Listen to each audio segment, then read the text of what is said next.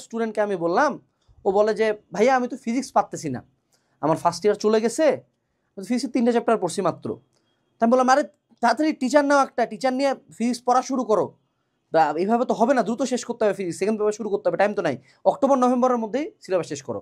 ও তো প্রথম যুক্তি দেবে ভাইয়া আমার তো টাকা নাই, আমি তো টিচার নিতে পারবো না। আচ্ছা ঠিক আছে, তো বললাম টাকা নেই সমস্যা নেই, অনলাইনে একটা কোর্স কিনো।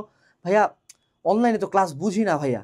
তাই আমি বললাম অনলাইনে ক্লাস না বুঝো তা তো বুঝতে হবে, আচ্ছা এইটা ক্লাস না বুঝো তুমি এই কোর্সটা দেখো, এই কোর্সটা তুমি করার চেষ্টা করো। ভাইয়া আমার তো ফোন নাই ভাইয়া, তো কী করবো, ফোন তুমি তাহলে দেখো মায়ের বা বাবার ফোন নিয়ে করো, বা তোমার বাবার যে পিসি আছে ওটাতে বসে ক্লাস করো। ভাইয়া মা তো ফোন চালাইতে দেয় না ভাইয়া। এইভাবে তুমি ওকে জাস্ট প্রবলেম দিবা, ও প্রত্যেকটা প্রবলেম নিয়ে আসবে, তুমি একটা করে সলিউশন দিবা।